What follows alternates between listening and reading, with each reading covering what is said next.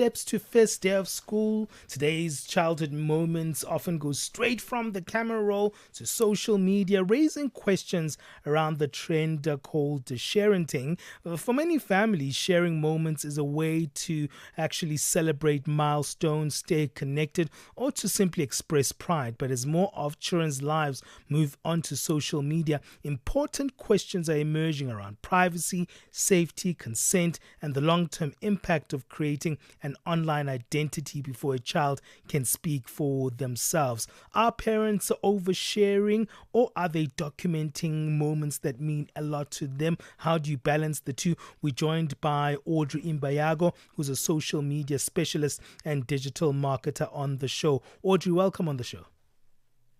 Thank you so much for having me, Benjamin. How are you? I'm good. It's always good to have you on the show. Audrey, let's talk a little bit about, sharing moments with your kids. I've seen that some parents, what they do is that they would muffle maybe the image of the face of the child, or whenever they take the child's images or videos, the child is not actually facing the camera.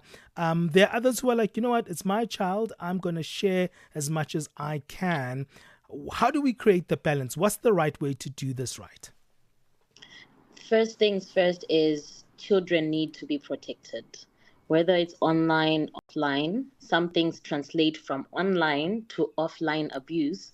Children need to be protected at all costs, at all times. That's the first things that we can say.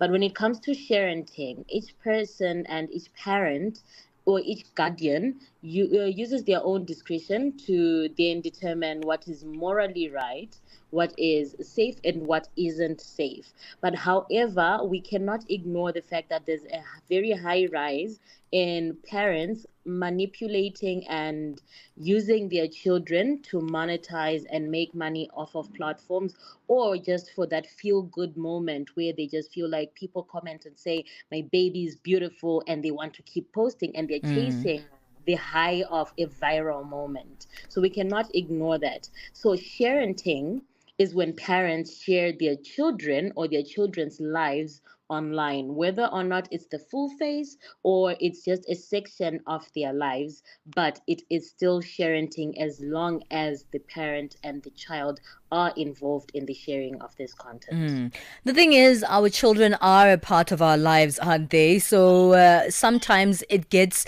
a little bit impossible to share your life, especially if you're someone that loves to share on social media, without sharing it, with your children, because you're like, oh, I just want to, share my life with people, and my children are an important part of my life. But something worrying takes place when I look at, some of these online posts with children on there. Maybe a parent will share a cute moment of their child doing something silly, saying something silly, something funny, something cute.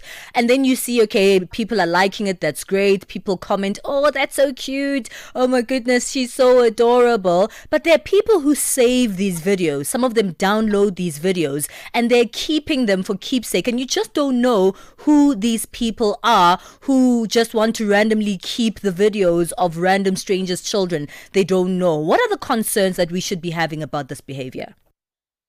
So, one thing that I am very conscious about being someone who works in social media is that sometimes we have to research and look into the bad side of, well, this is not just bad, this is the ugly side of social media. The ugly side is even a simple smile can have the predators coming after your child. Now, whether or not you share those moments of your child smiling their first steps, it's up to you. However, we cannot ignore the fact that there are weird people out there who do the most out of this world things with children's pictures, images, and videos. The most simple, the most innocent of videos. Not even one where the child is naked, just a basic one where, for example, we've got Tawana, who is trending right now on TikTok, where she posted herself feeding her child a Sudanese meal where there was rice and bananas. And another creator then came on and said, oh, but she is sexualizing their child. But when you look at the video, it's very innocent. However, we need to take into cognizance what this other creator said, because although she had no place to criticize this particular video by Tawana, she had a point where it has been said before that people will take the most innocent of things and post them online and you make funny videos out of it or content out of it that is sexual from pictures of babies. And being aware of this is very important, so that as a parent, at the end of the day, when you then make the decision to post your child, you then say, I am making it, but I know someone weird out there is going to do the most outrageous thing. Now, to put that into practical context, what I always say is, as a parent, if you're going to show your child, show as much as you know that if something were to happen, will you be comfortable with it? Will you be okay with it? Because at the end of the day, you have to face the music, the consequences of our actions, even if our actions are innocent. So it's very difficult, right? Because it's almost like do it, but don't do it. That's the way you're putting it there. So how do you do it? I mean, it's very tricky because you've alarmed us, but you haven't really Mm, given us a don't do it clause, right? yes. So how do we go about it? All right. So there's no real way to say you can go about it whichever how, because creeps will be creeps. Pedophilia is a thing, and unfortunately, sometimes you'll find that not even a shirtless top, a child smiling. Apparently, these people find pleasure in just that innocence, that smile, that innocent smile, knowing that this child has never been through anything. In my family, I am fortunate enough to have nieces, all girls, six of them. So the policy with our nieces is our nieces don't get posted online. I don't post my nieces online. I don't see any of my sisters posting them. So that's a personal choice. However, we are in a generation where people want to share their families. Unfortunately, as long as you post, you're going to have someone weird doing something, or you might not. You might be one of the lucky ones, and your child grows up never having to be subjected to some of these weird things. So you can go ahead and do it. If you want to keep it safe, that's the best I can say. I cannot tell you don't post your children, but if you want to keep it as safe as possible, sometimes just talk about it. You don't have to necessarily show the video of that child doing something, because you might not show the face, but you might show your child taking their first steps, and it's the back view. And these pedophiles would literally find something in that back view of a child taking their first step. Mm. So you might have to then censor your content and say, if I talk about my child online, I will be telling the stories of what the child is doing. I will be sharing with the world those things. But if I do share those items, I share them only with my closest family. I share them with only people that I trust, and that's the best way you can go about it. If you do decide to share with the world, your child, holistically, everything about them, their face, their body, everything about them. Just be conscious of the people that come and watch your videos. I will give you the same example that I gave earlier Mm-hmm. of Tawana. Tawana made a video of River. Her child is River. That's the account name for her child. She Mm. made that video and she posted it. And there were so many saves. Now, people save videos for different reasons.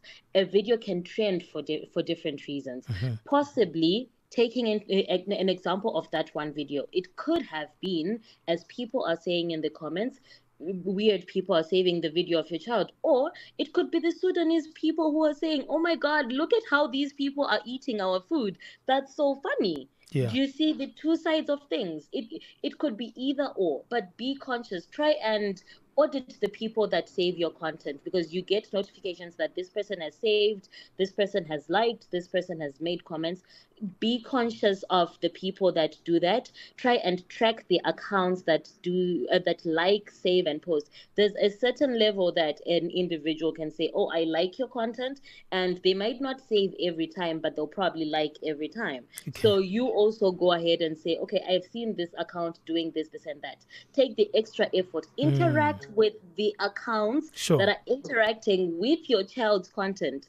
Try and vet out if they are real people who are safe for your child. And if they are not, block them. Try as much as possible to make sure that whoever interacts with your account, you can also verify. Yes, it can be thousands of people, but if you choose to post your child, take the extra step. All right, Audrey, we're going to take a break and continue. I know there are those parents who have an emphasis on the idea of child consent. They want to wait for the time that their child can consent to being online. Is that also something we must consider a little bit more? We'll chat about it after the break. With gratitude for the voices, the rhythm, and the dreams that unite us all. Roho ya Afrika inaishi katika kila hadithi tunayosimulia. Each new day is a gift, a reminder to pause, to breathe, and to give thanks for the laughter we share and the journeys we take and the stories that shape who we are. Cada nascer do sol, lhe lembre que há algo pelo qual ser grato. La vie est un voyage, parcourons-la avec gratitude. Channel Africa, celebrate the beauty of life with gratitude for the voices, the rhythms, and the dreams that unite us all. This is Africa with Channel Africa, the African perspective. Palesa and Benjamin fuel your day with fresh African perspective on Channel Africa. We're speaking to social media specialist and digital marketer Audrey Imbayago about your interactions with your children online. And how to make sure that you keep them safe and protected while also trying to share your family memories in the online space. What should you be looking out for? And should you be asking yourself whether you're overly exposing or oversharing your children's lives online? Audrey, let's speak about that. I'm one of those parents. Ben, before the break, spoke about, the parents that think about, hey, maybe if my child wants to be online, I should wait for them to be old enough. I'm certainly one of those parents. I've shared maybe one of those pivotal moments, like once a year I'll share my son on his birthday. But as he was growing older, and if there was a special moment that I wanted to share on my social media pages, I would actually just ask him, hey, look at this picture, I would like to post it, are you comfortable with me posting this about you online? And I would give him the option to say yes or no. And there's been many times he said, no, I don't want that online, and I wouldn't post it on my own social media platforms. And if it's his birthday, even, it's like, hey, it's your birthday, can I please post a picture of you online? And he says yes, go ahead. And then I post it because as he grows older, he gets his own social media platforms. He's not that into social media as an individual, but of course many children do become social media posters at a certain age, and then he can share his own life on social media as he wishes. Should we give children more autonomy of what we post online? And for those who are younger, of course, they're so cute and they do their first walk. We're so proud as parents. You can't exactly ask a 2-year-old if you think you can post them online. What's the alternative? All right. So the first one is age appropriateness. Some children mature faster, others don't. But I think it would be best to use your discretion as a parent to see, is my child ready to make such decisions? However, I have to highlight this. Children are very impressionable. Sometimes they might have pressure from friends and school, and sometimes it's just pressure from home as well, to either post or to not post. Mostly it goes down to posting, whether or not their friends are posting, so they also want to post. However, I have to say that as a parent, it's your duty to protect your child. But we are also human. Parents are human. Sometimes they make mistakes, and the mistakes could be because the child is impressionable. They can then convince them or ask for their consent in a way that they know the child would probably say yes, because you already want to post. You already made the decision that you want to post. But them then saying yes is now, it can sometimes come down to how you ask them, the age of the child, and whether or not you've exposed your child to certain thing of, or if the child is exposed to certain things that you may not be aware of. So that one comes down to your discretion as a parent. And at the same time, we have to look at the respect of anatomy of the autonomy of children. Children need to be involved throughout, but you need to put them through a training session. Last time when we were on this program, we spoke about how people then say we are rage baiting or all of that, and it came down to consent and how people respect each other and how people then build trust with people. And we're saying that the same thing goes for offline work that is behind the scenes when it comes to creating your content as a parent. Make sure that you involve your children from an early age, teach them about the online world, the dangers of online world, everything that goes down with even people using AI to change your child's content. Try from a younger age, before you need or want to post, to teach them about those things, so that when the age comes when they can be asked for consent, you can then say, they can then make an informed decision based on the teachings that you've given them. Then there's privacy protection. This reduces the risk of people's content being out there. Once on the internet, I will tell you one thing that I was taught when I was in junior school by my IT teacher. Anything that is ever published online is never truly deleted. Sure. Anything digital is never truly deleted. People take lightly when they say the internet never forgets. It's Yeah. not about someone having saved the post before you deleted it. It's about the internet really never really forgetting. Anything can be recovered only if you just have the resources. So if those children then grow up maybe to become politicians, celebrities, people in the public eye, or basically their own personal lives, they could be a normal, ordinary person, but something happens in their personal life and someone takes that and uses it against them. Those are things we need to think about. Then there's the safety of children, as we had already spoken about in the first segment, where there's exploitation, misuse of images. AI is coming into play these days, and you need to make sure that either if the child is being compensated for it, they get compensated truly, and the money is not misused by the parent. But also at the same time, just basically making sure your children are safe. Some people will stalk you, and then they find out your child goes to this school and they start stalking the child just because they're a fan of you, and they do weird things. Yeah. Weird people like that are out there. So that's important to look at. But some of the cons of then trying to say, a child giving consent is that your parental instincts, you are the parent, so you need to parent your child. No one is perfect, so we don't expect perfection, but we do expect you to do your due diligence, do your research, look into certain things. You don't have to know the internet inside out, but just find out the basic information that will keep your child safe. Audrey, I will just before we wrap up, I just wanted Yeah. to also speak about people who start these pages for their own children from a Yes. very young age, and sometimes they commercialize those pages, and it becomes a bit of a business. What considerations must those kind of individuals and content creators think about? Just quickly, we left with a minute of just let's wrap up with that one. Yes, contracts. Make sure you have a solid contract.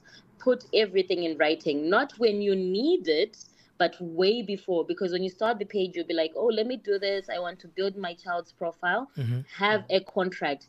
a contract between yourself and your child, because sometimes that comes into play, but people overlook it, and a contract between the people that will then monetize the platforms or the companies that say want to sponsor your child, and your child, and you as your parents. Where do you start? Where do you end? And certain things like, if our child acts out in the future, what measures do we want to put in place so that the child is still within a space where we can Sure. protect them? Think about all of that. Okay, thank you so much. Where can people go and find you online? People can find me on TikTok, LinkedIn, Instagram, Facebook, and YouTube as The Creative Marketer, or Audrey Tafadzwa Imbayago. They will find me there. And very soon, we will definitely have some content around child protection on the internet. I'm working on that for you guys. Fantastic. Would love that as well. But this was a good start. So you can also direct people to that Channel Africa podcast, Audrey, that we'll put up later on our YouTube page. That's Audrey Imbayago, who's a social media specialist and a digital marketer who was helping us on this one. Let's quickly move on right now. It's 11:31 Central African time. We've got Figile Lingwati wrapping up the morning sports.